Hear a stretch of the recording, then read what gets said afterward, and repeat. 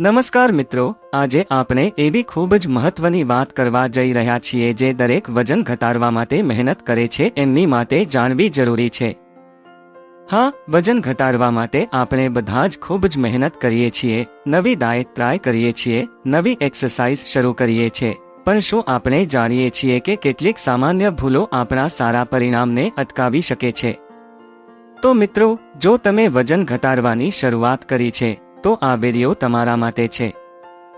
આજે આપણે વાત કરીશું એવી ભૂલો વિશે જે આપણે વજન ઘટાડતી વખતે ઘણી વાર કરી જઈએ છીએ। અને હા, વિડિયોની શરૂઆતમાં જ તમને યાદ અપાવું છું કે જો આ વિષય તમને ઉપયોગી લાગે તો આપ લાઈક, શેર અને સબસ્ક્રાઇબ જરૂરથી કરજો।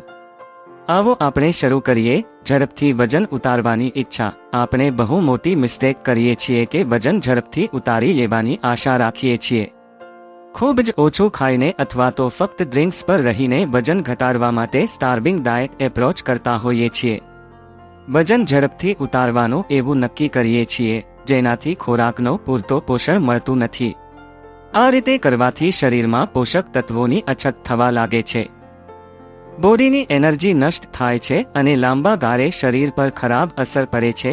જમવામાં પૂરતું પ્રોટીન ન લેવું। વજન ઘટાડતી વખતે ઘણા લોકો ખોરાકમાં પ્રોટીનને અવગણતા હોય છે, જે ખૂબ જ મોટી ભૂલ છે।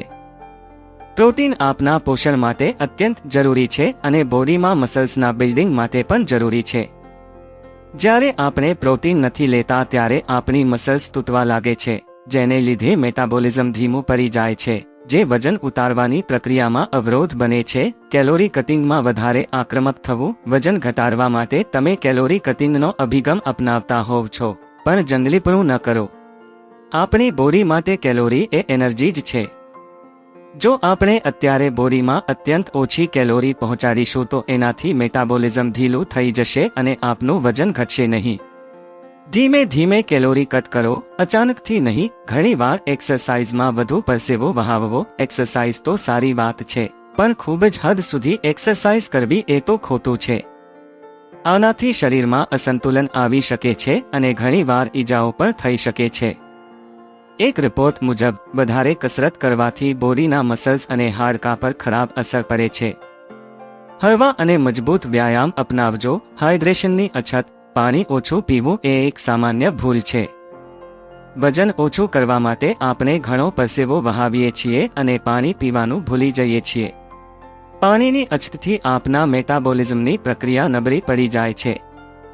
આખો દિવસ પાણી પીતા રહો અને બોડીને હાઇડ્રેટ રાખો। ફરસાણ નાસ્તાની માત્રા ન જોવી। ઘણીવાર આપણું બ્રેકફાસ્ટ અને ડિનર તો ઓછું હોય છે, પણ લંચમાં આપણે સ્નેક્સ અને નાસ્તા વધુ લઈ લેતા હોઈએ છીએ।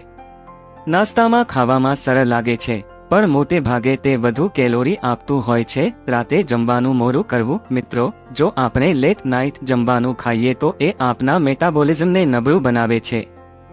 જેટલું વહેલું રાત્રે જમો તેટલું સારું। આથી હેલ્ધી મેટાબોલિઝમ રહે છે અને પેટના ફેટ્સ ઓછા થાય છે। જે લોકોનું પેટ બહાર નીકળ્યું છે એ લોકોએ આનું ખાસ ધ્યાન રાખવું। ઊંઘ પૂરી ન લેવી। વજન ઓછું કરવા માટે ઘણા લોકો રાતે ઊંઘ ઓછી લેવા લાગે છે અને સવારે વહેલા ઉઠીને જીમ કરે છે।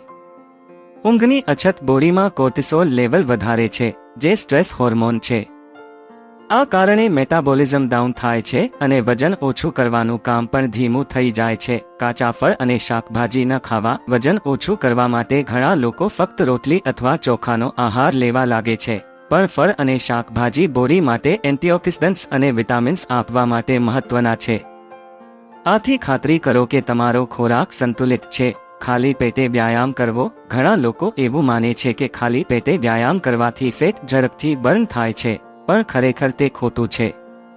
ખાલી પેટે વ્યાયામ કરવાથી એના બદલે મસલ્સ બર્ન થાય છે, જેનાથી આપનો મેટાબોલિઝમ ધીમો થઈ જાય છે।